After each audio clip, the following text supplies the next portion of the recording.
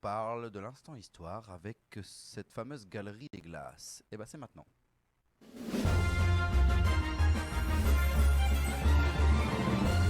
C'est bon? Oui. Alors oui, cette semaine, la Galerie des Glaces avec une petite vidéo, car la Galerie des Glaces n'était pas dans le projet original de Louis XIV à sa construction. En effet, à l'époque, une terrasse avec une fontaine était disposée de part et d'autre, enfin au milieu, entre les appartements de la reine et du roi de chaque côté du château. C'est bien l'après des infiltrations, bien sûr, une fontaine au premier étage d'un château, il faut s'attendre à des infiltrations dans les pierres. Louis XIV, n'ayant pas de salle dédiée aux réceptions royales, décide de combler cette terrasse et de faire la fameuse galerie des glaces. Pour ça, rien de mieux que faire appel à son architecte Jules Ardoire Monsard qui réalisa la galerie des glaces. La galerie des glaces fait 73 mètres de long pour 10 mètres 50 de largeur. Mon Dieu. Et attention, les chiffres s'envolent. La galerie des glaces est revêtue de 357 glaces, soit des glaces réunies par 17 en 21 arcs de cercle. Ils font face eux-mêmes à 21 arcs de cercle, mais de vitre cette fois-ci. Et il faut savoir, pour cette époque-là, les miroirs de la Galerie des Glaces, c'est un espoir. Parce qu'on arrive à faire des glaces qui sont pas plus grands qu'un miroir à main. Ah oui. Pour, voilà. Se maquiller, pour ce genre de choses. Voilà, c'est les miroirs à cette époque-là, c'était pas plus grand que ça. Et pour ça, Louis XIV, il va avoir une petite astuce et du coup, il va aller en Italie et plus précisément à Venise. Il va aller débaucher, pardon.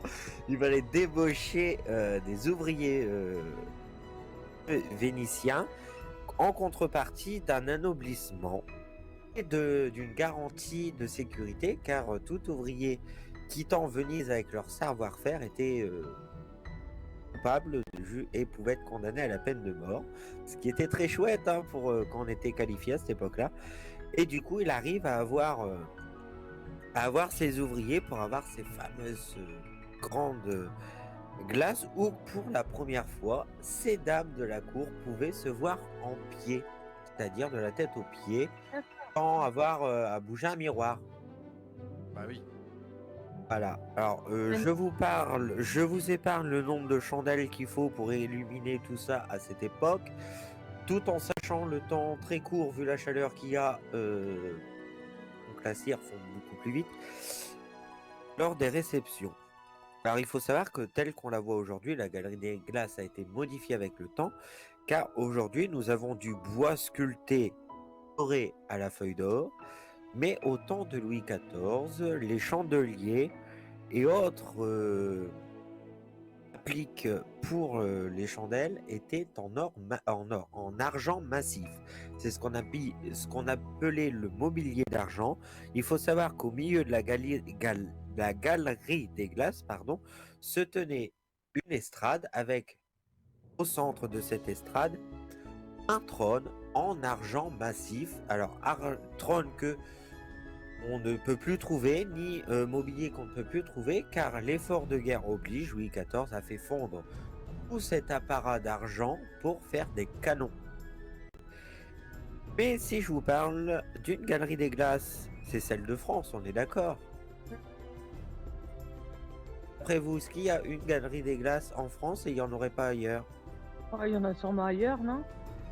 Exactement. Il y a la copie conforme de la galerie des glaces qui se trouve en Bavière, qui a été construite par contre au 19e siècle sous le règne de Louis II de Bavière, qui est ni plus ni moins le cousin de Sissi. Et le château est construit à l'époque, identiquement à ce que Louis XIV voulait. Donc il y a deux châteaux de Versailles en réalité dans le monde. La seule différence, c'est que du coup, le château de alors je risque d'écorcher le nom parce que moi et l'allemand ça fait deux, le château de Erechstein. Erechstein, Ah, c'est non? pas Erechstein. Erechstein. Erechstein, Erechstein. enfin, bref, il se Bon, situe bref, en sur- Allemagne. C'est trop ça. Après, bref, en Allemagne. il se situe sur une île en Bavière et pour le coup, bah, elle n'est pas vraiment si conforme que ça. Il faut savoir que Louis II de Bavière vouait un culte à Marie-Antoinette, Louis XVI et surtout à Louis XIV. Et du coup, il a décidé j'ai perdu ma date. Oui, c'est ça, 1752 de construire. Oui, 1752 de reconstruire la galerie des glaces. Sauf que il va prendre quelques libertés. Bah oui, sinon c'est pas drôle.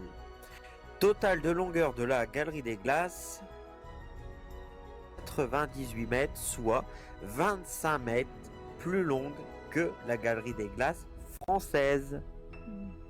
Bien sûr, la galerie des glaces, si vous voulez la visiter à Versailles, il ne faut pas de visite particulière, elle fait partie de la grande visite et on y passe. Alors il faut savoir que la galerie des glaces est exposée d'un côté directement sur les grandes perspectives du jardin à la française de André Le Nôtre et par une porte dérobée derrière l'une miroir rejoint directement la chambre du roi qui a été déplacée au centre du château. Eh ben voilà. Il y a Marina hein, qui parle et qui dit c'est magnifique, je suis allée avec l'école il y a longtemps et c'est super beau, j'adore, bravo Romy. Alors, il faut savoir que sur le plafond de la galerie des glaces, il y a un petit secret.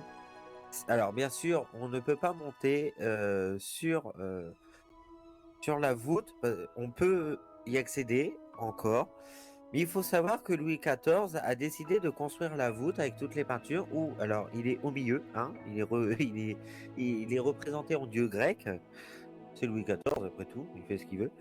Mais il faut savoir que Louis XIV a voulu la galerie vite, très vite. Ça veut dire que ceux qui ont construit la galerie des glaces ont en fin de compte fixé des poutres sur les anciennes fondations. Donc on peut voir, quand on monte au niveau de la voûte, on peut voir les anciennes moulures qui faisaient la terrasse royale avant, qui reliait les deux appartements du roi et de la reine, ainsi que l'emplacement des fenêtres, etc. etc. C'est magnifique. Ouais, c'est beau. Mais en même temps, c'est notre patrimoine français, mine de rien. C'est très joli. Hein. On a des endroits Magnifique. incroyables en France. C'est vrai. Exactement. Et alors, je vais l'annoncer dès maintenant, j'ai trouvé une vidéo en réalité virtuelle, comme on dit, où pour clôturer le sujet de Versailles, je vous ferai découvrir Versailles de Louis XIII, donc du pavillon de chasse à Louis XVI. Donc la semaine prochaine. Alors la semaine prochaine, nous sommes le 4, je dois être à l'affaire pour mes danseurs, mais la semaine juste après, je vous fais cette chronique. D'accord. Ok, pas de souci. Donc la semaine prochaine, tu seras pas J'aimerais là, c'est ça? bien, Voilà, j'aimerais et là, bien. vous verrez vraiment l'évolution et les différentes époques entre Louis XIII qui vient juste pour un pavillon de chasse, Louis XIV qui commence à en faire un petit palais, son évolution, l'arrivée de la chapelle, le passage à Louis XV, à Louis XVI, le désastre de la Révolution française qui a eu lieu sur le château, Ouais. repris par Louis-Philippe et de nos jours. Tout ça en Moi, j'aimerais réalité bien. virtuelle. Bah magnifique.